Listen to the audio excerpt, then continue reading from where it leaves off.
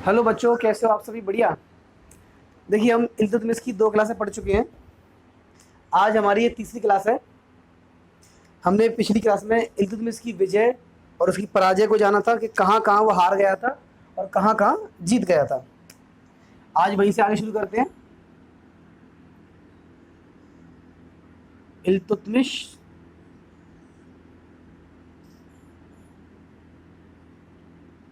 1210 से लेकर के 1236 तक,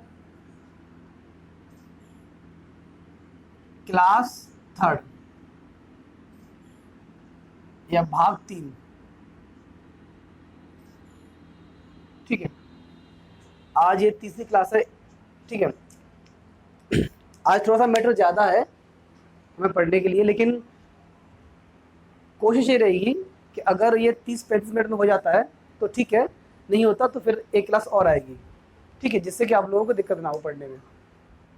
चलिए शुरू करते हैं शासन प्रणाली से।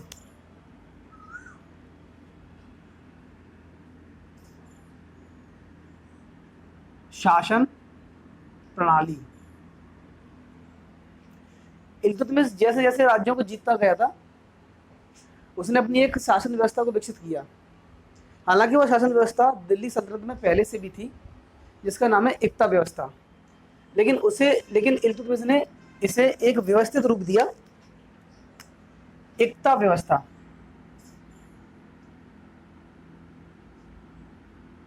एकता व्यवस्था। एकता एक अरबी शब्द है और इसका अर्थ होता है भूमि, जमीन। इसका अर्थ होता है जमीन। एकता के बारे में लिखिए। एकता के बारे में लिखिए। यह एक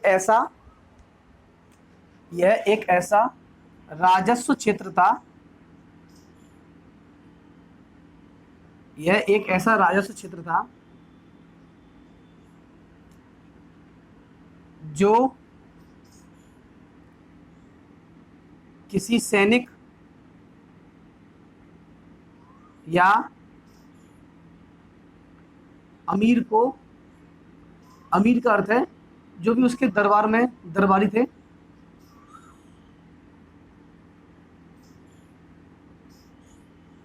दिया जाता था अपने खर्चे के लिए। एक सेकंड रुकिएगा। अपने खर्चे के लिए दिया जाता था। तो यहां से जो भी राजस्व आता था, जो भी लगान आता था, उससे उस सैनिक का या उस दरबारी का खर्चा चलता था। ठीक है, ये नोट करिए। बाद में एकता प्रांतों में बदल गई। प्रांतों में बदल गए और एकते के प्रमुख को, एकते के प्रमुख को एकतादार, एकतादार कहा गया। इसे मुक्ता भी कहा जाता था वैसे, मुक्ता। ठीक है, तो एकतादार कहा गया। तो एकतादार किसे कहते हैं? एकता का प्रमुख। एकता क्या है? दिल्ली सल्तनत में एक प्रांत। ये क्यों दिए जाते थे? सैनिकों को या अमीरों को, जिससे कि वो अपना खर्चा चला सकें। ठीक है,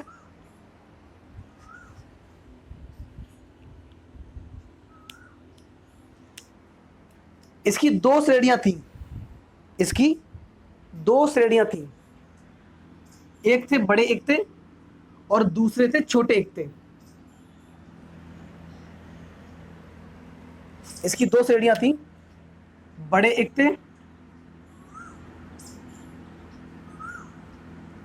और दूसरे थे छोटे एकते।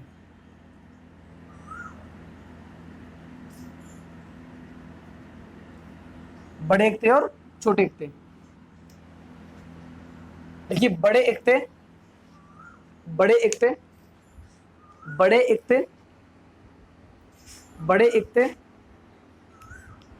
12 प्रांत थे, 12 सूबे बड़े इक्ते 12 प्रांत थे, 12 सूबे थे, जिनमें जिनमें इक्तेदारों की नियुक्ति केंद्र की तरफ से होती थी। केंद्र की तरफ से होती थी, जहां की देखभाल करना, राजस्व वसूलना, सेना रखना और सेना का रखरखाव आदि की जिम्मेदारी उस इक्तेदार पर ही होती थी। नंबर 2 लिखिए, छोटे इक्ते।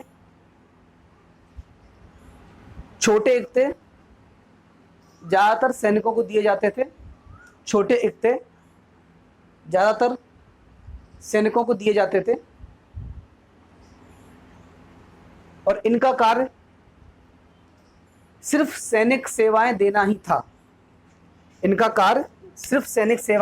था। छोटे इक्तेदार जो थे वो सिर्फ सैनिक सेवा देते थे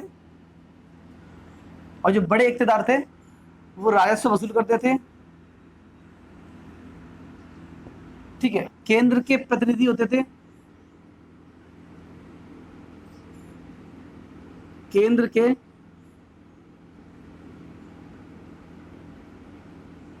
प्रतिनिधि होते थे और सेना भी रखते थे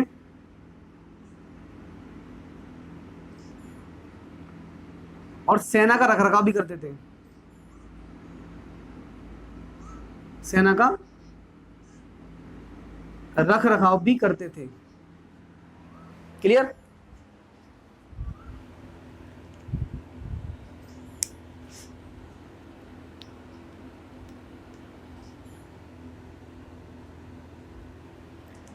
इसमें एक महत्वपूर्ण बात और है।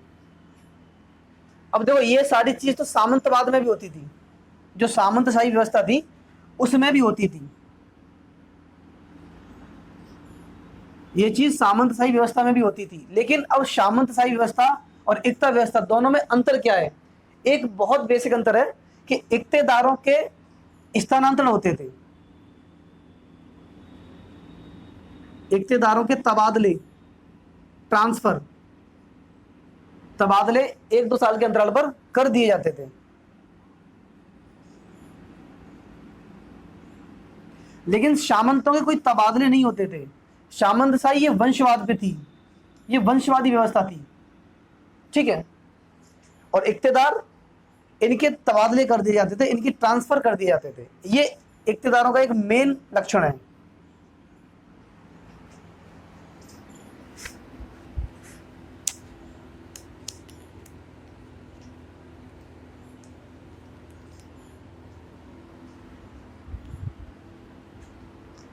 ठीक है,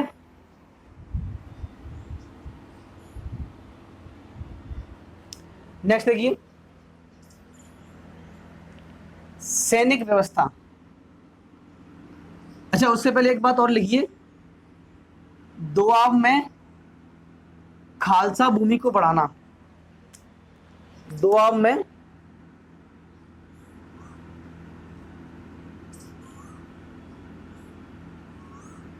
खालसा भूमि को बढ़ाना। अब दोआब क्या होता है? दोआब का अर्थ है दो नदियों के बीच का क्षेत्र। दो नदियों के बीच का क्षेत्र क्या कहलाता है? दोआब। ऐसे ही एक और वर्ड है पंजाब। पंजाब का अर्थ क्या होता है? 5 नदियों के बीच का क्षेत्र। 5 नदियों के बीच का क्षेत्र, वो क्या कहलाता है? पंजाब। और दोआब क्या कहलाता है? 2 नदियों के बीच का क्षेत्र। तो अभी दोआब कौन सा है? गंगा यमुना दोआब। गंगा यमुना दोआब, यानी कि गंगा और यमुना के बीच का क्षेत्र। तो इल्तुतमिश ने इस दोआब का आर्थिक महत्व समझ लिया था, इसीलिए दोआब की जो ज्यादातर भूमि थी वो उसने खालसा भूमि में परिवर्तित कर ली थी। अब खालसा भूमि क्या चीज होती है? खालसा भूमि क्या होती है? खालसा भूमि का अर्थ है कि ऐसी भूमि ऐसी भूमि जिसका राजस्व सीधे रूप से, ऐसी भूमि जिसका राजस्व सीधे रूप से सुल्तान के पास आता हो, सुल्तान के पास आता हो। यहाँ कोई इक़्तिदार नहीं होगा, कोई कुछ नहीं होगा, या जो भी लोग नियुक्त किए जाएंगे उनको नगद वेतन मिलेगा, और यहाँ का जो भी सारा राजस्व होगा वो सीधा सीधा सुल्तान के पास आएगा। तो वो खालसा भूमि, जो खालसा भूमि कहते हैं कि ऐसी भूमि जिसका पूरा राजस्व सुल्तान के पास आता हो। ठीक, नोट करिए।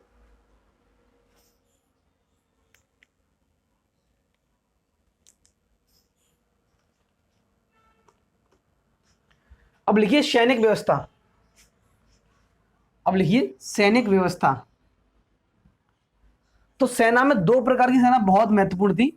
एक घुड़सवार सेना जो हमेशा से ही महत्वपूर्ण रही है,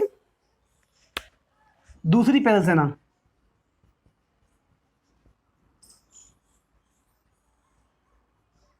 सैनिक व्यवस्था, तो इसमें दो प्रकार की सेना मुख्य थी, घुड़सवार सेना और पैदल सेना।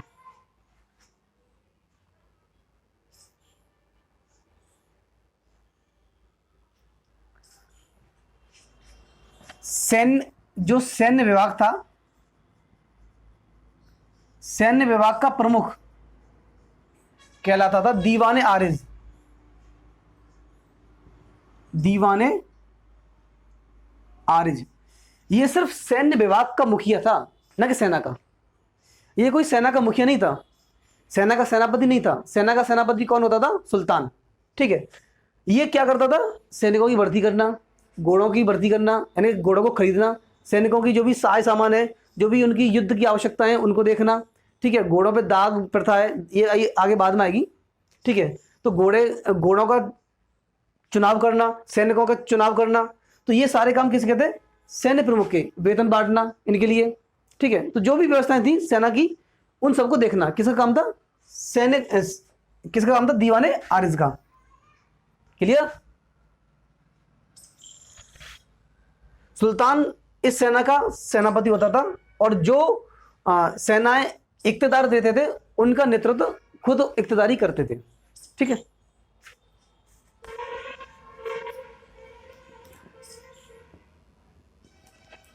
अब लिखिए न्याय व्यवस्था।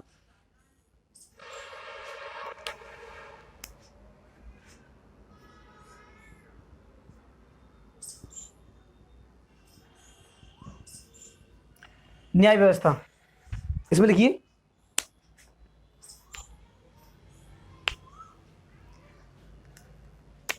केंद्रीय न्याय व्यवस्था का प्रमुख काजी उल कुजात।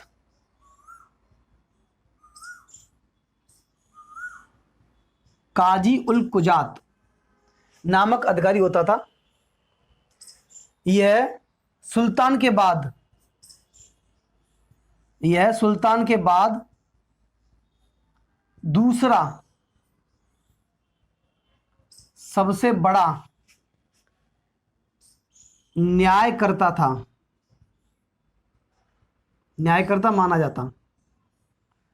काजी उल कुजात सुल्तान के बाद दूसरा सबसे बड़ा न्यायकर्ता माना जाता। ठीक है, इसने प्रमुख नगरों में, अपने एकताओं में अमीर दाद की नियुक्ति की, जो अन्य क्षेत्रों में, अन्य नगरों में न्याय को देखते थे, न्याय का कार्य करते थे।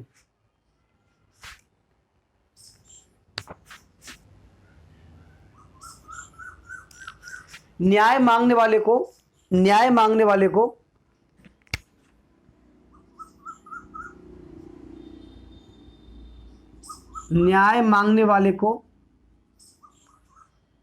लाल वस्त्र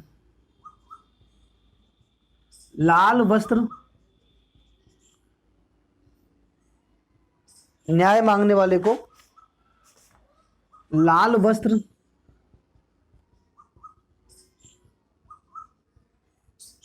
पहनकर दरबार में आना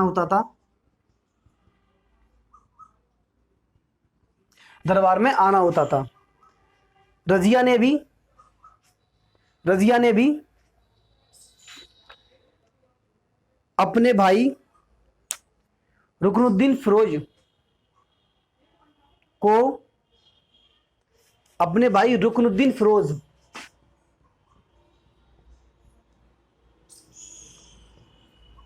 रुकनुद्दीन फिरोज को गद्दी से हटाने के लिए और न्याय मांगने के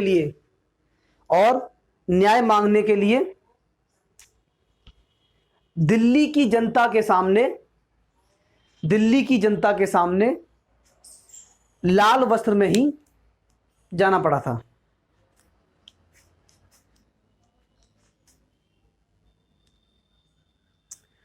ठीक है, अब लिखिए मुद्रा व्यवस्था। मुद्रा व्यवस्था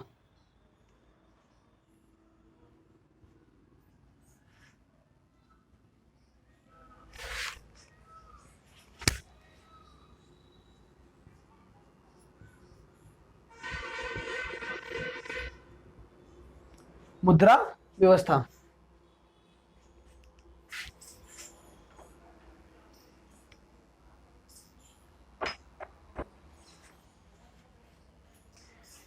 इल्तुतमिश पहला तुर्क शासक था।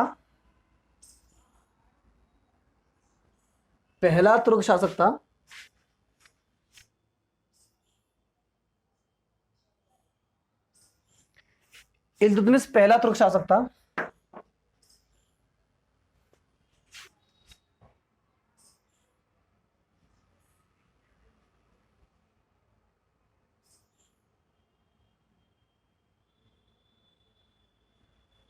यह पहला तुर्क शासक था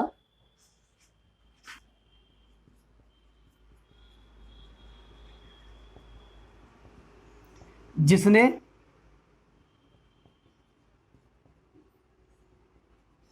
शुद्ध अरबी के सिक्के चलाए।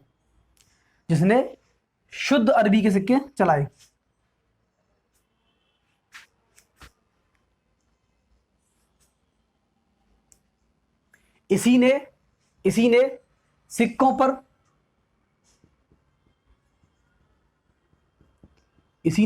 पर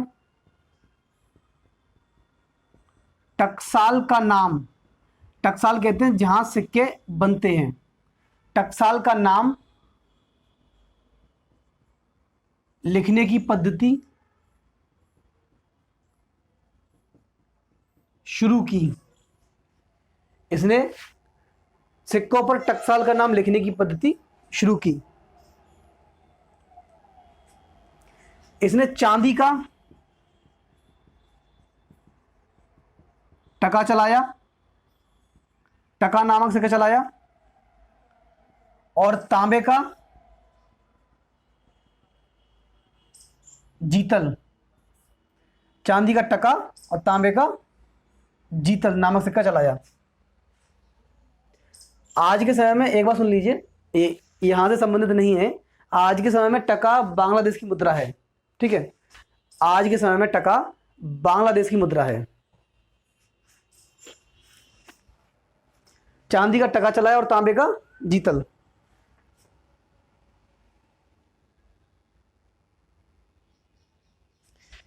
इसने सिक्कों पर खलीफा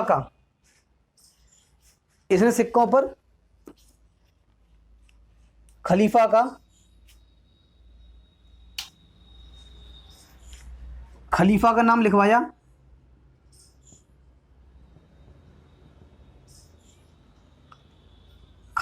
लिखवाया। दूसरी बात,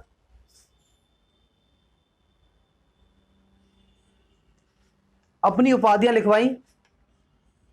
शक्तिशाली सम्राट लिखवाया, शक्तिशाली सम्राट। धर्म और राज्य का तेजस्वी सूर्य लिखवाया।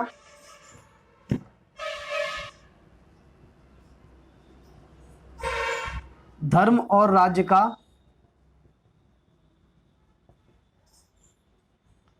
तेजस्वी सूर्य। सदा विजयी इल्तुतमिश लिखवाया।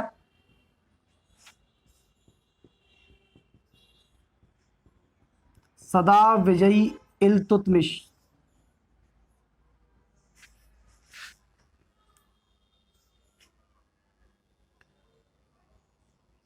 और स्वयं को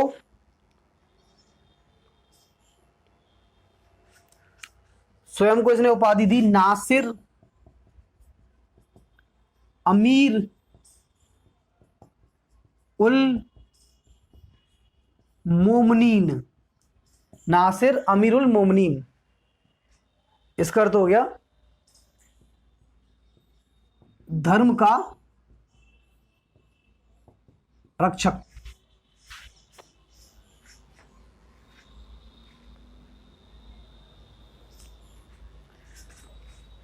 ये नोट कर लीजिए।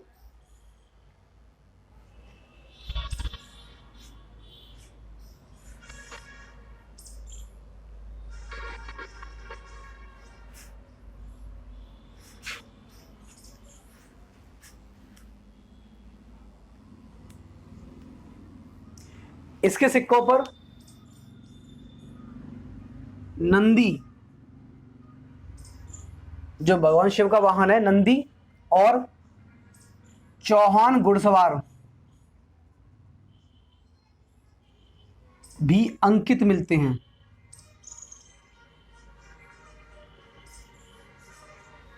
पहली बात हो गई। और इसने सबसे पहले टका और जीतल में से क्या चलाया? टका। इसने सबसे पहले टका चलाया जो 175 ग्रेन का था।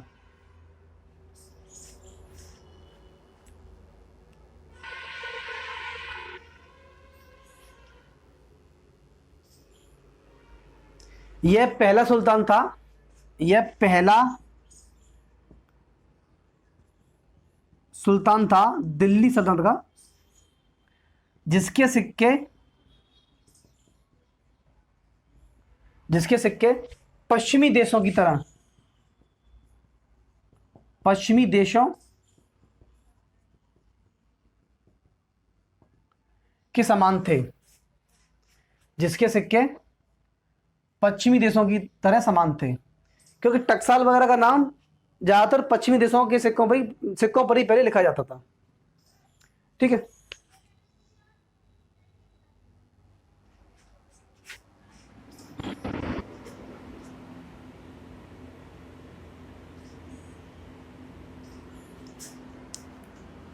अब देखिए इसके राजतंत्र का क्या प्रतिरूप था, अर्थात क्या मॉडल इसने अपनाया अपने राजतंत्र के लिए।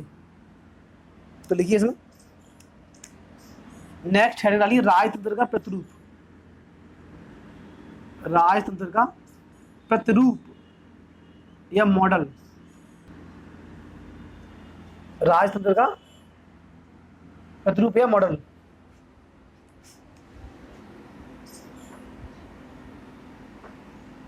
राजतंत्र का प्रतिरूप या मॉडल।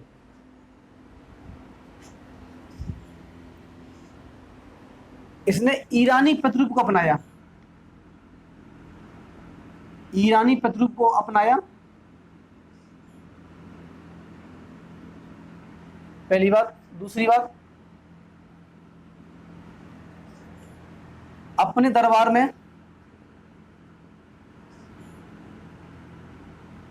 दरबार में ईरानी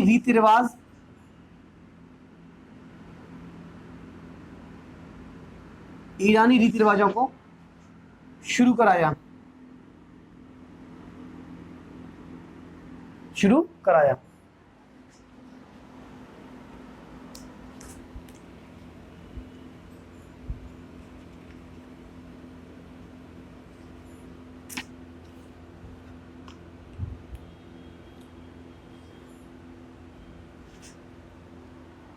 अब देखिए इसकी सांस्कृतिक उपलब्धियां क्या कह रही हैं। सांस्कृतिक, स्थापत्य की उपलब्धियां सांस्कृतिक है, साहित्यिक हो गई। ठीक है। देखिए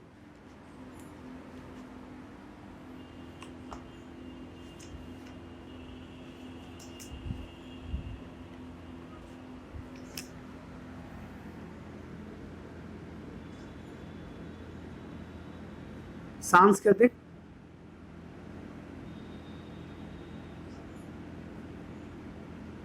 उपलब्धियां। देखिए, इसने मध्य एशिया के तमाम कलाकारों को इसने मध्य एशिया के तमाम कलाकारों को अपने दरबार में आश्रय दिया। इसने मध्य एशिया के तमाम कलाकारों को अपने दरबार में आश्रय दिया। इसीलिए उस समय के साहित्य में दिल्ली को हजराते दिल्ली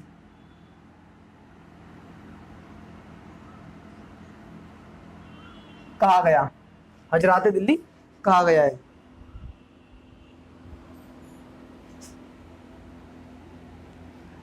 इसने दिल्ली को अपनी राजधानी बनाया। ये बात मैं पहले भी बोल चुका हूं, शुरुआत में ही। दिल्ली को राजधानी बनाया। नेक्स्ट पॉइंट,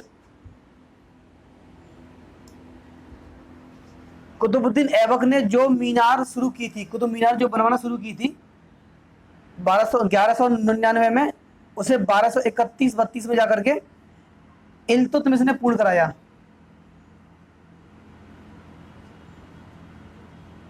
कुतुब मीनार को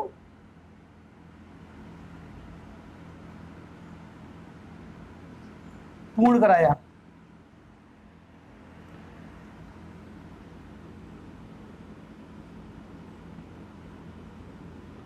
कुतुब मीनार को पूर्ण कराया। अगला पॉइंट, कुतुब मीनार पर पूछा जाता है कि कुतुब मीनार पर किसके नाम लिखे हुए हैं। तो कुतुब मीनार पर इल्तुतमिश ने अपने पहले दो स्वामियों ऐबक और मोहम्मद गौरी का नाम लिखवाया है।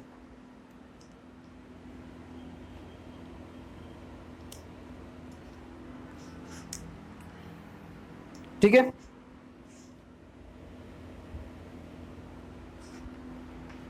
इसने जोधपुर राजस्थान में, इसने जोधपुर में अतारकिन का दरवाजा बनवाया। नेक्स्ट,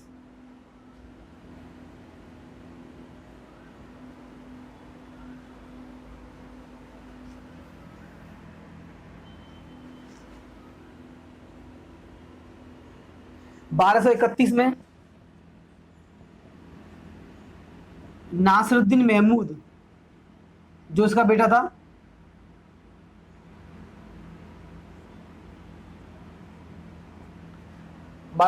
में नासिरुद्दीन महमूद की कब्र पर मकबरा बनवाया, जिसे कहते हैं सुल्तानगढ़ी का मकबरा। सुल्तानगढ़ी का मकबरा, ठीक है। यह पहला मकबरा है, यानी कि इल्तुतमिश को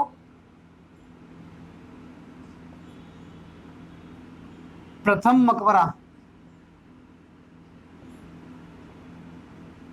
बनवाने का श्रेय मिलता है।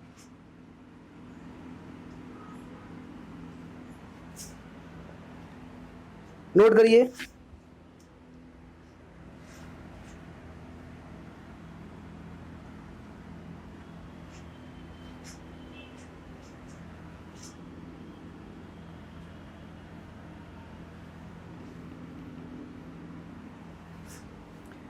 आगे देखिए। इसने बदायूं में हौज शमसी, बदायूं जहां का ये पहले गवर्नर था, बदायूं में हौज शमशी, हौज शमशी, हौज कहते हैं तालाब को, और शमशी उसका वंश था, तो शमशी का तालाब, तो हौज शमशी बनवाया, ठीक है, और एक शमशी ईदगाह भी बनवाया। बदायूं में ही एक शमशी ईदगाह भी है।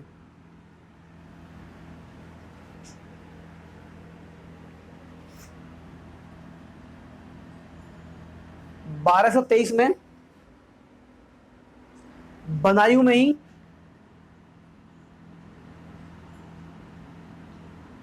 जामा मस्जिद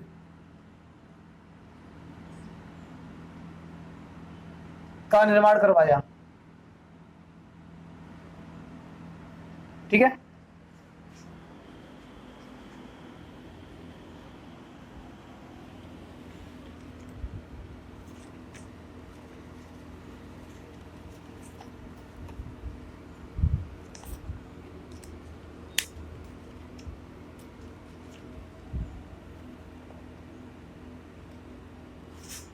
चलिए थोड़ा सा और रह गया है, शायद 10 मिनट की क्लास में पूरा हो जाएगा, ठीक है।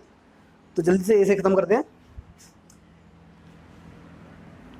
कल से, जिससे कि हमारा अगला टॉपिक रजिया शुरू हो सके। चलिए साहित्य में देखिए, इसके साहित्य में क्या योगदान है वो देखिए। साहित्य, इसके दरबार में 2 लेखक रहते थे, मिन्नाज और सिराज।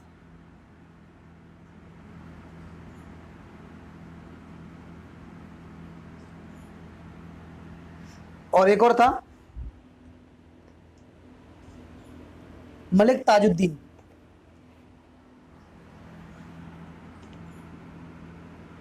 वो मलिक ताजुद्दीन, ठीक है।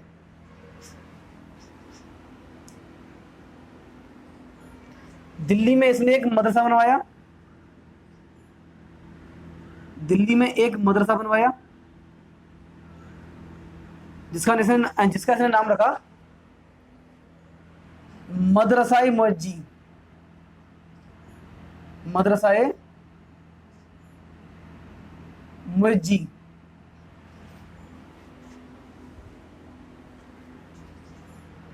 मुअज्जी का अर्थ है मुइजुद्दीन मोहम्मद गौरी, तो ये मोहम्मद गौरी के नाम पे रखा था ये मुअज्जी। मुइजुद्दीन मोहम्मद गौरी के नाम पर इसने मदरसे का नाम मदरसा मुअज्जी रखा, यानी कि मुअज्जी का मदरसा या गौरी का मकबरा, गौरी का मदरसा, ठीक है। इसने एक नासरी मदरसा भी बनवाया, नासरी यानी कि इसके बेटा था नासुद्दीन जो खत्म हो गया था 1229 में, तो नासरी मदरसा भी बनवाया। अब इसकी धार्मिक नीति क्या थी? धार्मिक नीति,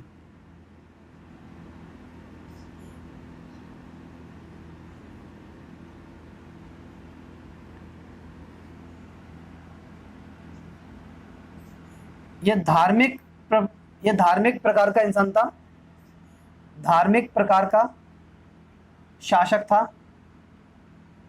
पहली बात।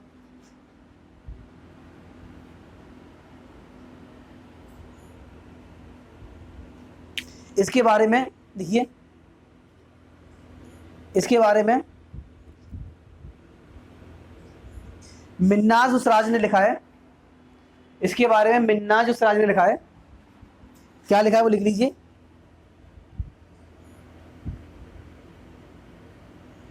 उसके समान धर्मपरायण दयालु, उसके समान धर्मपरायण दयालु विद्वानों का, उसके समान धर्मपरायण दयालु विद्वानों का सम्मान करने वाला, विद्वानों का सम्मान करने वाला दूसरा कोई सुल्तान नहीं हुआ, दूसरा कोई सुल्तान नहीं हुआ।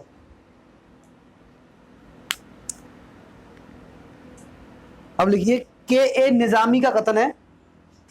ये मैं कथन इसलिए लगा रहा हूँ ये क्योंकि स्टेटमेंट वाले क्वेश्चन आ जाते हैं कि किस लेखक ने बताया है या किसके बारे में बताया है।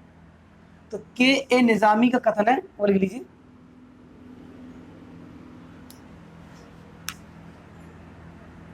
के ए निजामी, लिखिए ये क्या कहते हैं। ऐबक ने ये इसके मूल्यांकन के दौरान है, ठीक है बातें, ये जो भी कथन है इसके मूल्यांकन के बारे में है कि ऐबक ने दिल्ली सल्तनत की दिमागी रूपरेखा बनाई थी। ऐबक ने दिल्ली सल्तनत की दिमागी रूपरेखा का खाका बनाया था या बनाई थी, लेकिन इल्तुतमिश ने इसे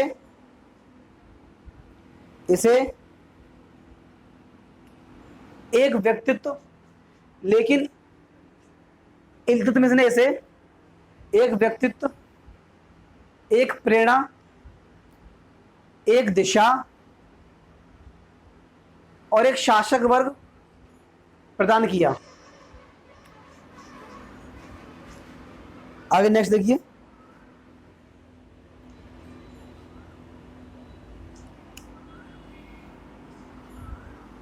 इब्न बतूता का भी इसमें कथन आता है।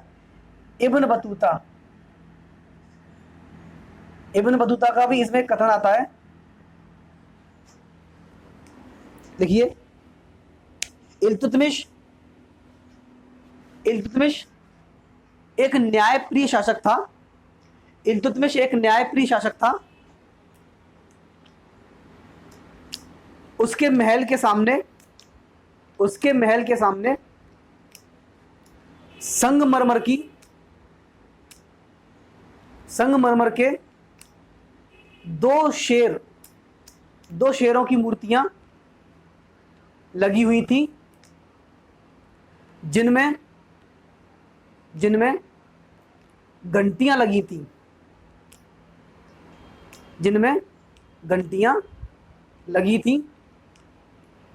न्याय चाहने वाले को उन घंटियों को बजाना होता था। ठीक है।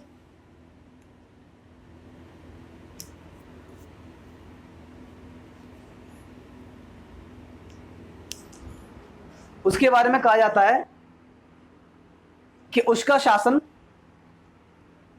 इल्तुतमिश का शासन कठोर अवश्य था,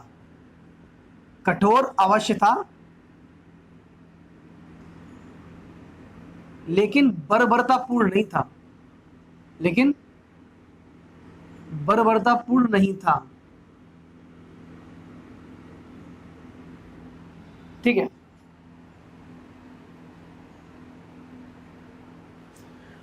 उसका शासन कठोर अवश्य था, लेकिन बर्बरतापूर्ण नहीं था। उसने राजा के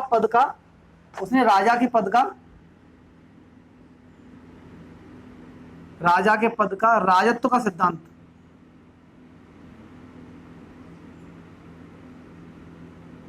दिया। राजा के पद का राजत्व का सिद्धांत दिया।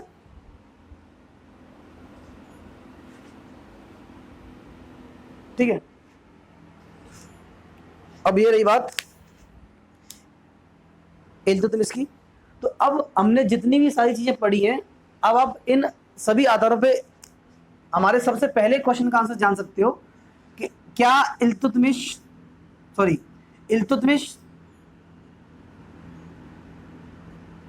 दिल्ली सल्तनत का वास्तविक संस्थापक क्यों कहा जाता है? इल्तुतमिश को दिल्ली सल्तनत का वास्तविक संस्थापक क्यों कहा जाता है?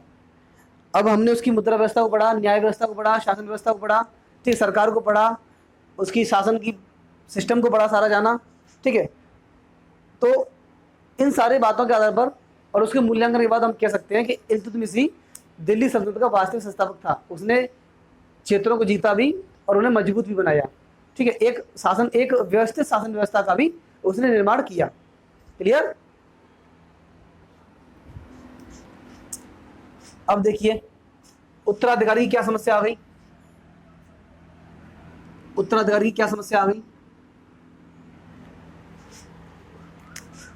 हमारा इल्तुतमिश वाला पार्ट खत्म हो गया, लेकिन रजिया तक पहुंचने के लिए बस बीच में एक शासक और है, उसका नाम है रुकनुद्दीन फिरोज।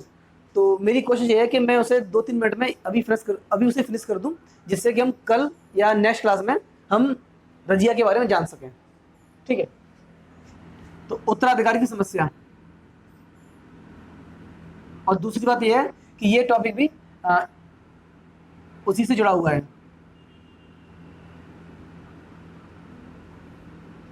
देखिए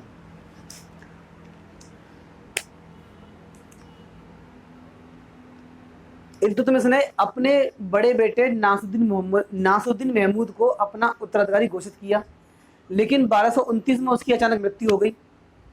अब इस मृत्यु के होने से उसे दिक्कत ये हुई कि अब उसके शासन का उत्तराधिकारी कौन होगा, क्योंकि उसके बाकी के जो बेटे थे वो सब अयोग्य थे, भोग विलासी थे, अयोग्य थे। उसकी एक पुत्री थी रजिया। तो जब इल्तुतमिश ग्वालियर के अभियान पर गया था, तो वो दिल्ली का शासन रजिया को दे गया था कुछ टाइम के लिए, ठीक है, शायद 11 महीनों की बात है। तो दिल्ली का शासन रजिया को दे गया था।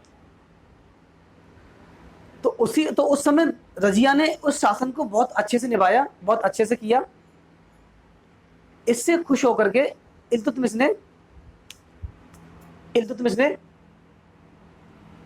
अपने वसीयतनामे में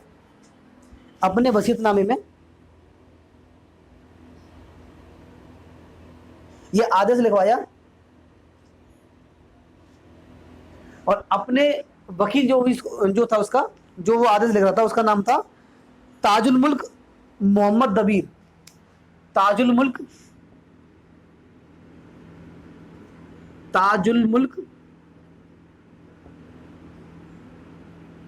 मोहम्मद दबीर।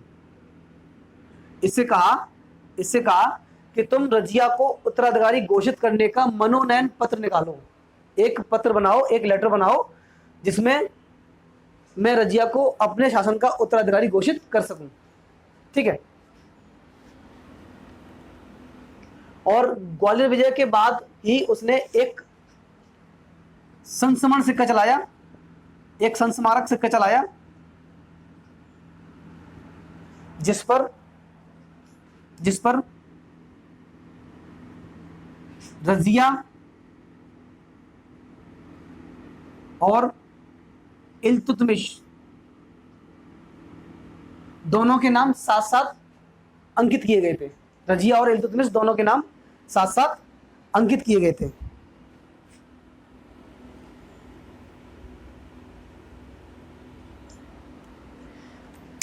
अब क्या होता है कि ये बात जो तुर्कदास थे, उन्हें पसंद नहीं आई। आज भी जब महिलाएं आगे बढ़ती हैं तो बहुत से पुरुष ऐसे होते हैं जिन्हें यह बात पसंद नहीं आती, चाहे वो उनके घर की क्यों ना हो। उन्हें यह बात कभी अच्छा नहीं लगती कि उनकी बेटी, उनकी बहन, उनकी बहू आगे बढ़ रही है, आगे पढ़ रही है। क्यों? क्योंकि उन्हें हमेशा ये लगता है कि अगर ये आगे बढ़ जाएगी तो ये कहीं हम पर अपने हुक्म न चलाए, ठीक है। तो उन्हें हमेशा इस बात का डर रहता है। तो उन्हें हमेशा ये लगता है कि हमारी नाक नीची हो जाएगी। और इसीलिए, और यही चीज़ थी तुर्कदासों के साथ में, कि वो एक महिला के शासन को नहीं देख सकते थे, भले ही खुद कुछ नहीं जानते हो, लेकिन एक महिला के शासन को नहीं सहन कर सकते थे। और ये रजिया के लिए एक उसका गलती कह लीजिए, दुर्भाग्य कह लीजिए, ठीक है, कि यही चीज़ उसे और शासकों से अलग करती थी। बाकी की उसमें सारी चीज़ें थी, सिर्फ उसका स्त्री होना ही उसके लिए गुनाह हो गया था, ठीक है। आगे देखेंगे जब हम रजिया पढ़ेंगे, तो ये बात उसके तुर्क दासों को पसंद नहीं आई और रजिया के विरुद्ध षड्यंत्र होने लगे। षड्यंत्र होने लगे। रजिया का एक सौतेला भाई था,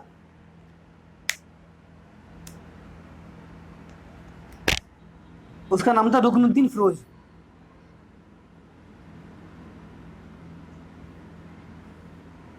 तो जैसे ही इल्तुतमिश की मृत्यु हुई, इन लोगों ने रुकनुद्दीन फिरोज को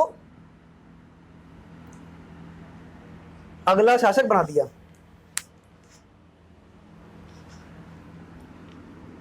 इसके बारे में 2-3 लाइन है, वो देख लीजिए, फिर क्लास खत्म करते हैं।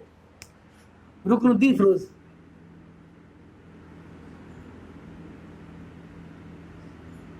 1236। इसकी माता का नाम था, पिता का नाम तो वही है कि इल्तुतमिश, माता का नाम था शाह तुर्कान। शाह तुर्कान, ठीक है। इसका शासन काल रहा था 6 महीने 18 दिन। क्लियर? ये एक भोग विलासी व्यक्ति था। अब ये शासक तो बन गया, लेकिन इसमें शासन करने की कला नहीं थी। इसने अपना सारा शासन, सारी शासन व्यवस्था, सारी शक्ति अपनी माता को दे दी थी, शाह तुर्कान को। अब समस्या ये हो गई कि शाह तुर्कान दिल्ली की जनता पर ही काफ़ी सारा अत्याचार करने लगी, अमीरों को और इन गुलामों को दबाने लगी, उन्हीं के खिलाफ चीज़ें करने लगी। तो इससे जो भी रुकनुद्दीन फिरोज के समर्थक थे, वो भी इससे रुष्ट होने लगे। इसी के चलते और इसी बात को ध्यान में रख करके रजिया ने भी अपना एक काम ये किया कि उसने भी अपना हक मांगने के लिए इसी समय लाल वस्त्र धारण किए और वो दिल्ली की जनता के सामने पहुंच गई। अब इस विद्रोह का लाभ उठाया रजिया ने। एक तरफ दिल्ली की जनता भी इस शासक से परेशान आ चुकी थी, दूसरी तरफ रजिया भी अपना हक चाहती थी। तो दोनों ही चीज़ों ने मिलकर के राजमहल को घेर लिया और शाह तुर्कान और रुकनुद्दीन फिरोज को भी बंदी बना लिया। दोनों को बंदी बना करके खत्म कर दिया गया और अगला शासक कौन बन गई? रजिया। और इस काम में कुछ अमीरों ने भी, अमीर मतलब कुछ दरबारियों ने भी रजिया का साथ दिया। तो अगली शासक कौन बन गई? रजिया। 1236 से लेकर के 40 तक 4 साल की शासक रही, लेकिन इतिहास में अपना नाम बहुत अच्छे तरीके से लिखवा गई। इसके बारे में कल पढ़ेंगे अच्छे से, कल मतलब नेक्स्ट क्लास में। अपना अच्छे से ख्याल रखिए, बढ़िया रहिए, पढ़ते रहिए और मुस्कुराते रहिए।